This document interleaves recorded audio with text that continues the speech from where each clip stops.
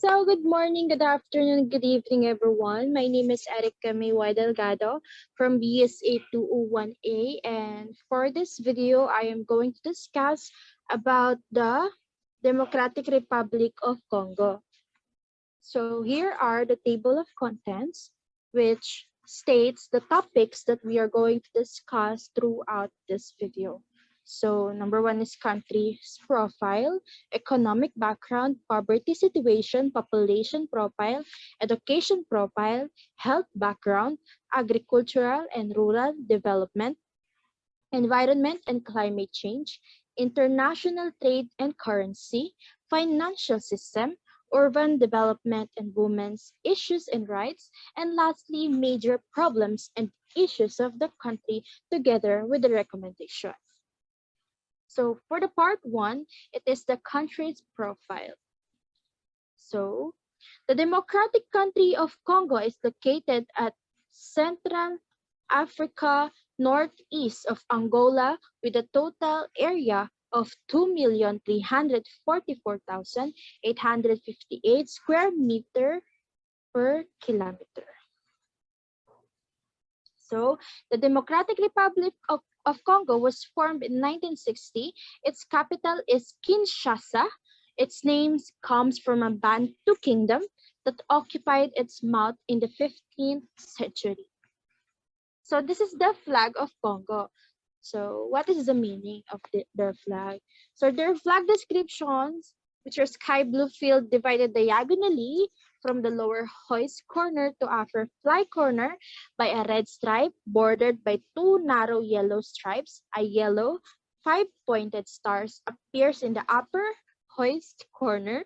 Blue represents peace and hope. Red, the blood of the country's martyrs, and yellow, the country's wealth and prosperity. The stars symbolize unity and a brilliant future for the country, and leopard as their national symbols, sky blue, red, and yellow as their national colors. So, as stated, leopard is their national symbols. So, hindi lang po na ipakita, pero it is their national symbols. Parang, di ba, ang leopard stands for, fierce, ganon. Parang strong, ganon. So, political government. So, the judicial branch is composed of 26 justices and organized into legislative and judiciary sections. So, unlike sa atin, meron tayong three, nahati sa three yung ano natin, di ba? Yung government natin. Meron tayong executive, meron tayong legislative, meron tayong judiciary. Pero sa kanila po, legislative and judiciary lang. Okay? So, Constitutional Court, 9 judges, judge selection and term of office, Court of Cassation judges nominated by the Judicial Service Council, an independent body of public prosecutors and selected judges of the lower courts, Judge tenure, Constitutional Court judges, 3 nominated by the President, 3 by the Judicial Service Council, and 3 by the legislature, judges appointed by the President to serve 9-year non-renewable terms, with 1/3 of the membership renewed every 3 years. Subordinate courts.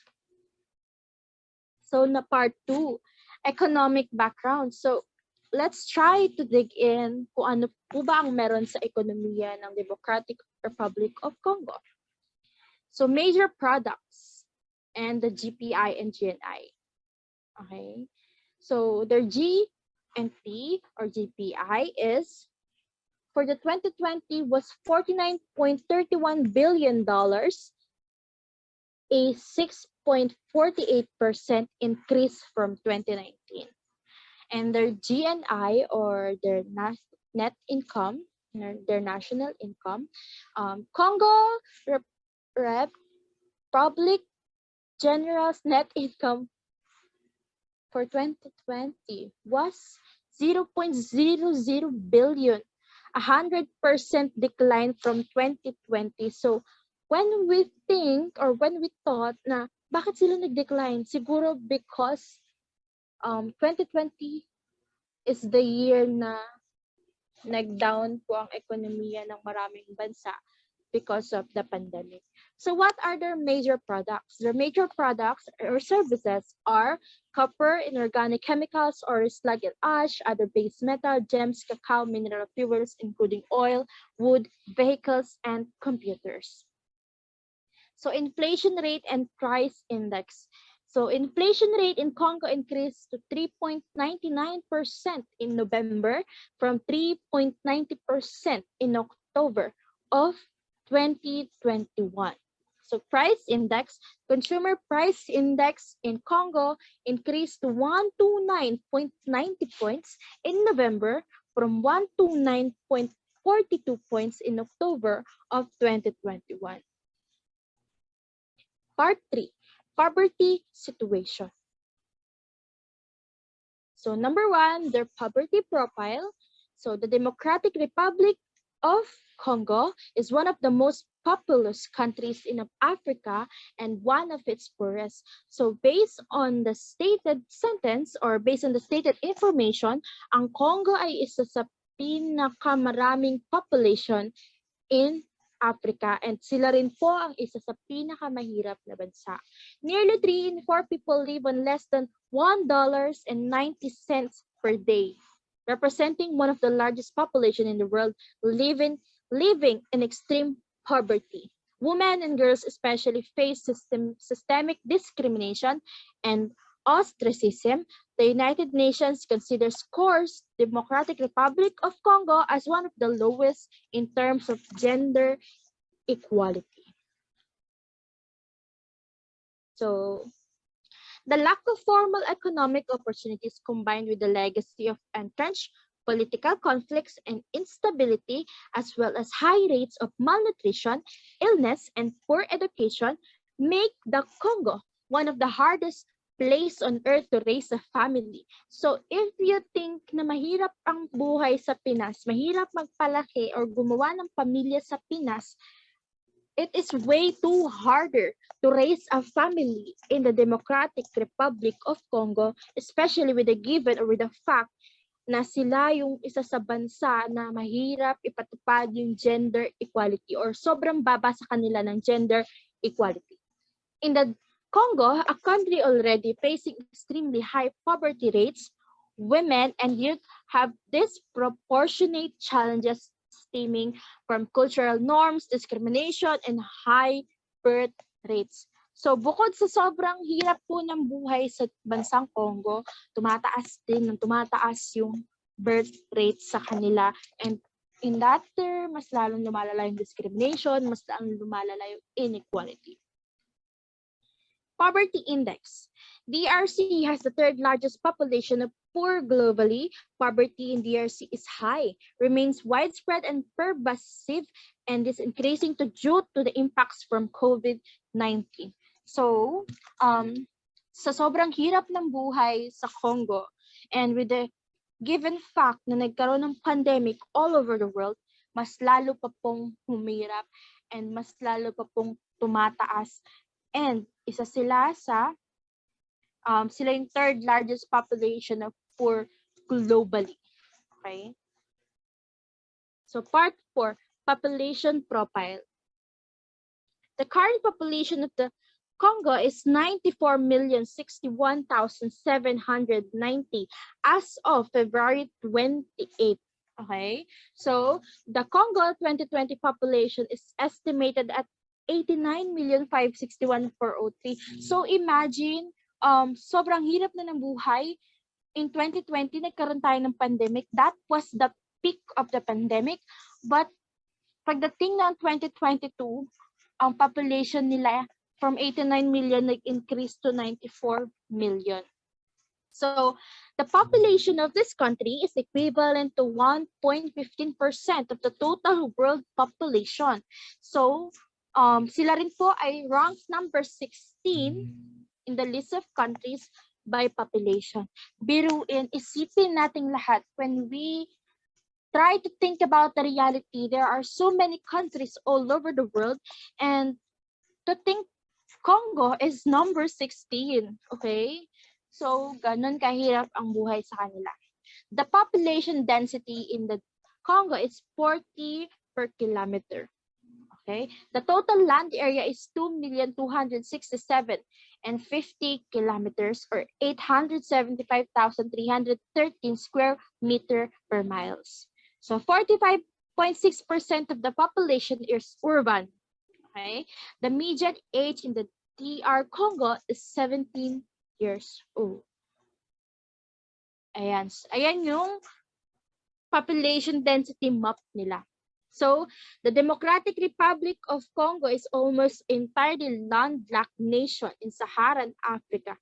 It is quite a sizable nation at 905,567 square miles. Even though Congo has a large population, the surface area gives a low population density at 22.3 people per square mile. So the largest city in Congo is the Kinshasa, with approximately 7.8 million people, followed by Lubumbashi, 1.4 million, and Goma, 1 million. So there are more than 200 ethnic groups in the DRC, okay? And the Bantu are the majority. The Mongo, Luba, and Congo peoples, with the Hamitic Mangbetu Azande peoples, make up about 45% of the population. There are also 600 Paimis, the Aboriginal people of the country. So part 5, education profile.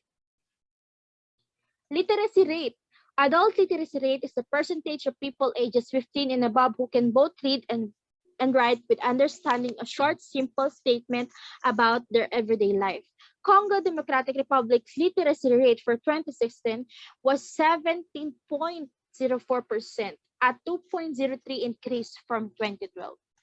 The education system in the Democratic Republic of Congo is hampered by inadequate coverage and poor quality. 3.5 million primary school age children are not in school, and 44% of those who do go begin school later, beyond the age of 6. According to national figures, just 6 to 7% of students who start first grade will finish 6th grade. Imagine, in 100% na pumasok in the first grade, only 67% of that has the possibility na ma-finish or matapos hanggang grade 6. Only 75% of individuals who complete 6th grade passes the exit test. Okay. Dropout rate.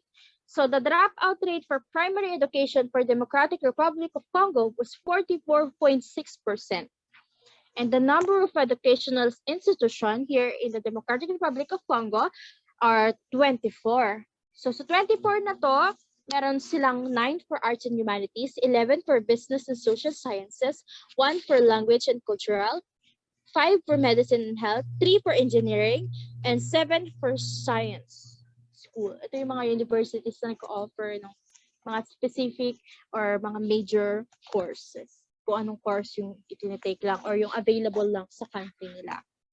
Part 6, health background, medical facilities.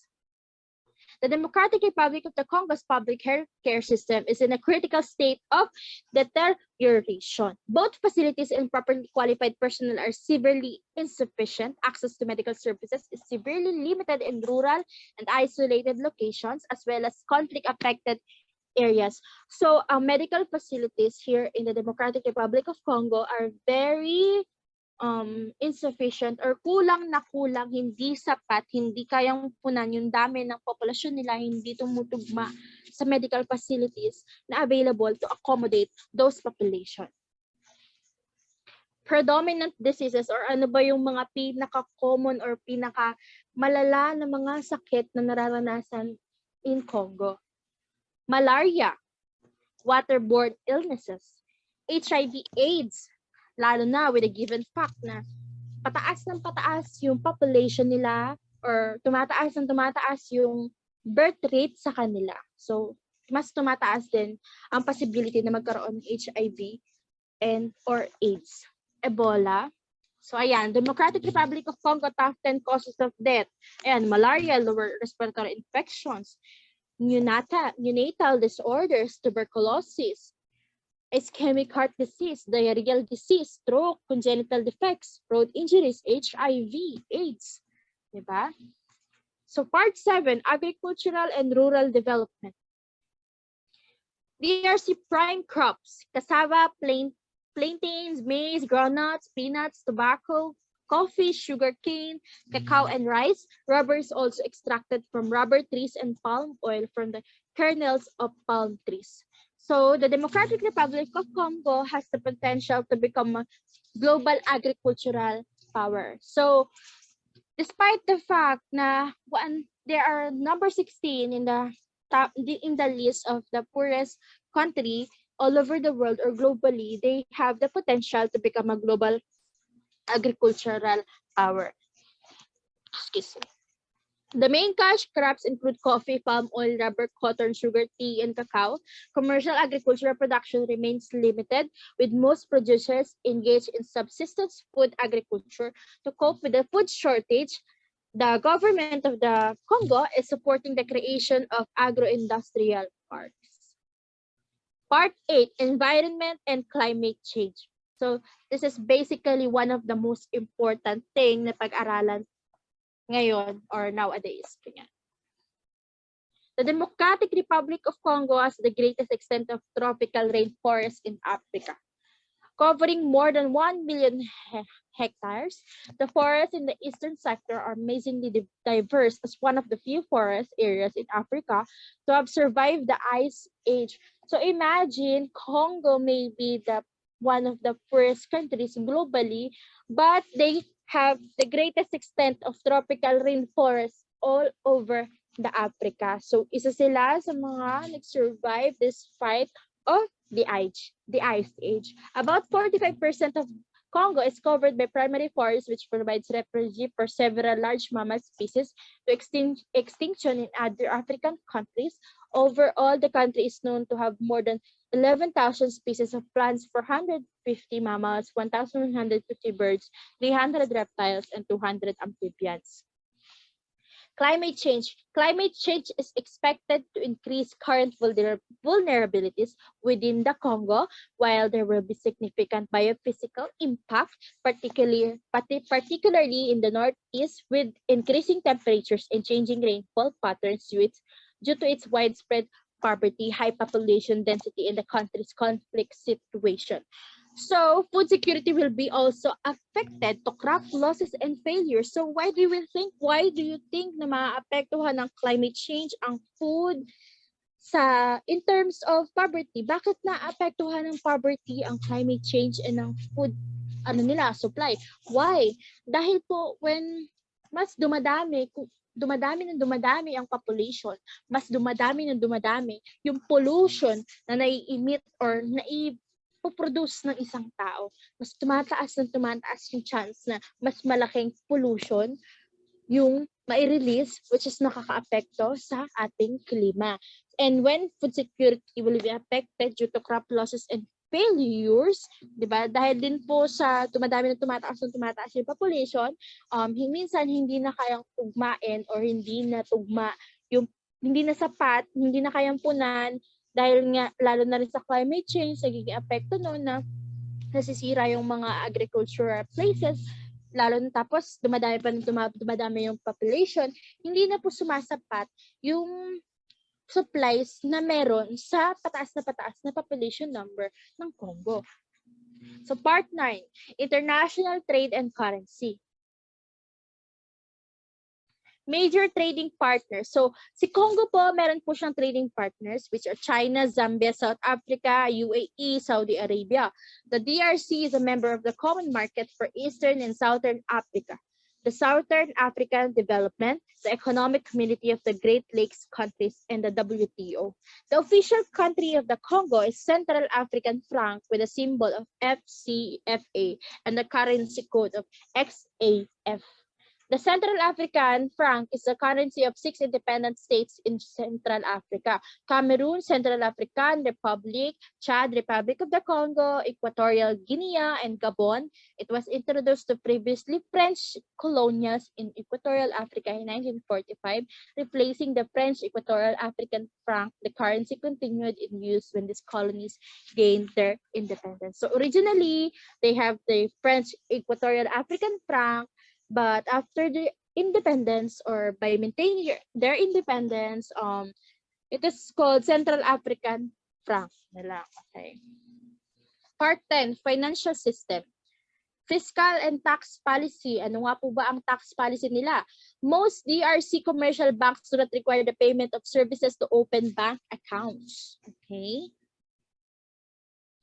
Minimum income tax. There is a minimum of income tax of 1% of the yearly turnover for the companies other than micro-size and small-sizes companies. So the minimum tax applies to loss-making companies as well as companies with a CIT of less than 1% of turnover.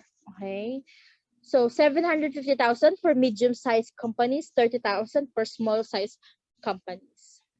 So 2.5 million Congolese franc for large companies. Yung CDF, yun yung kanina na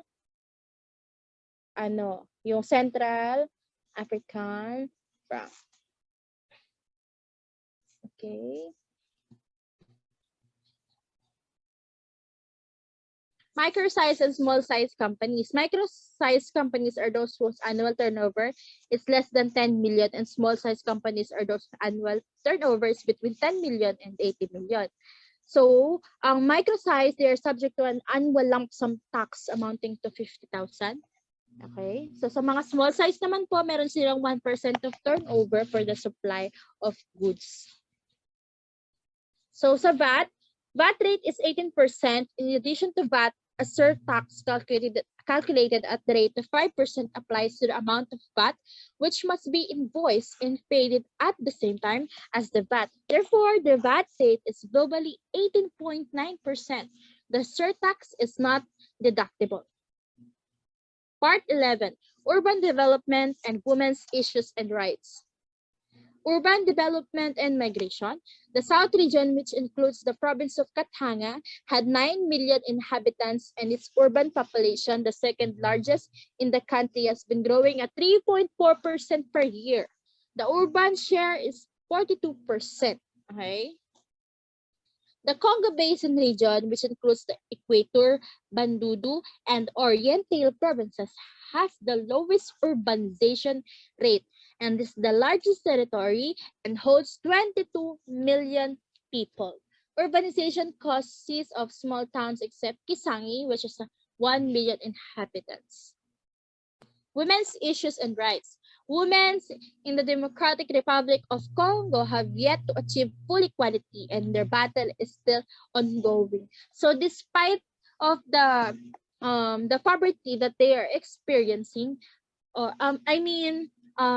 except sa poverty na nararanasan ng mga tao sa Congo, ang mga babae rin po doon ay pinaglalaban na magkaroon sila ng equality with males.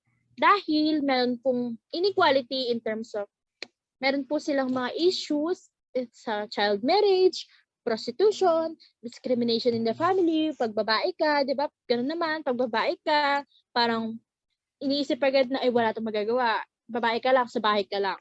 Violence, syempre po, pag babae ka, tuturing ka nila minsan na lampa, mahina. Obstacles to access education. So, sa mga babae po sa Congo, mahirap sa kanila or meron sa kanilang discrimination or inequality na mahirap sila makapasok or maka-acquire ng education. Underrepresentation in public and social life. So, yung mga babae po, mababa po yung tingin sa kanila in terms of public and social life. Obstacles to access to health. Ayan. Basta, ganun talaga, imagine, ganun yung inequality sa bansa ng Democratic Republic of Congo. With the term democratic sila ha, pero may nangyayari pa rin ganun. Unlike sa atin na democratic tayo, pero lahat tayo may karapatan, meron tayong karapatan na mag-access to health, access to justice, access to education, pero sa kanila, though given na democratic sila, yung mga babae, hindi pa rin, nagkakaroon pa rin sila ng inequality, nahihirapan pa rin sila mag-access to health, mag-access to justice. Diba? Ganun kahirap ang buhay sa kanila. So part 12 or the last part, major problems and the issues of the country and recommendation. Major problems. Ano nga po ba? Lack of resources, diseases and other non-violent deaths, education, trafficking, lack of resources dahil po pataas ng pataas ang kanilang populasyon, mas kinukulang or mas hindi sumasapat yung supplies na meron sila to meet the demand nung yung sobrang pagtaas ng population. Disease and other violent deaths dahil din po sa pagtaas ng population, mas lumalala or mas nagkakaroon ng more chances na mas marami yung maka-adapt ng sakit, ng kung anong sakit, other non-violent deaths dahil sa sobrang hirap ng buhay. Siyempre, makakagawa po talaga ng mga non-violent deaths or ng mga violent deaths. Education, dahil nga po sobrang hirap din po ng buhay sa Congo, meron na po silang 24 educational institutions. Okay, trafficking, and po yung sa mga, yung alam niyo na yan, human trafficking, ganun. Recommendation.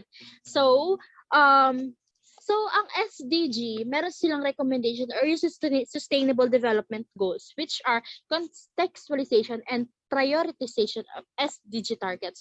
So, kung i-apply po yung SDG targets in the Democratic Republic of Congo, mas magkakaroon ng possibility na mabago yung system or mas umangat yung system nila. From 60, malay natin, di ba? Gumanda-ganda yung buhay nila, mas bumaba yung rank nila na hindi sila na yung number 16 sa pinakamahirap na bansa. Location of the SDGs at the sub-national level. So, yung SDG, yung mga target ng SDG, dapat i-place natin doon sa mga sub-national levels or dapat i-match natin kung saan ba sila nababagay o saan ba sila nararapat na gawin. So, alignment of National Strategic Development Plan. So, kailangan po yun. Katulad sa number 2, location alignment, they are most likely, parehas lang. So, kailangan i-align natin kung ito bang si SDG number ganito, dapat, okay, sa education, Congo, dapat dito, pwede natin i-apply. Kailangan po natin silang i-align to make it possible or to make it happen. The government in the Democratic Republic of Congo has made a priority to give access education for all. Okay? Ayan na. So ngayon po, dumadahan-dahan na po na nagkakaroon na sila ng quality education. Yan, nagkakaroon na sila ng equality. Binibigyan na rin yung mga babae na magkaroon ng karapatan in terms of education. Ganun. So on the environment front, several mitigation and adaptation projects, climate change has been initiated. So in terms of climate change naman po, meron na rin po silang mga projects na ginagawa to provide a solution for the climate change na nangyayari sa bansa nila. Okay? Yun. So including parks, ayun yung mga recommendation, magpapatayo ng parks, ng mga nature reserves, kailangang protektahan yung biodiversity or kailangang protektahan yung environment. Okay. So that would be all lang po. It is my final presentation. Again, my name is Delgado Erika May Y from VSA 201A, and this is the Democratic Republic of Congo. Thank you.